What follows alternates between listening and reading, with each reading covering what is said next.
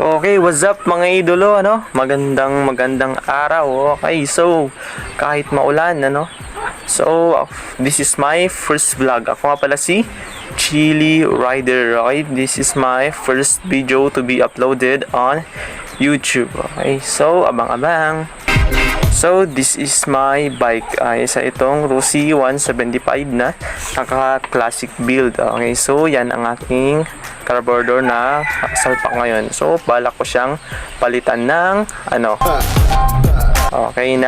CPO carburetor. Okay, ito yung CPO carburetor. Ito yung CPO carburetor na ito ay second hand lamang. Sinop ko sa dati kong round slide na carburetor. Marami kasi akong napanood sa YouTube na maganda raw yung performance nitong CPO carburetor na to, ano? Okay, comment nyo nga kung totoo yung mga sinasabi nila ng mga kamotor.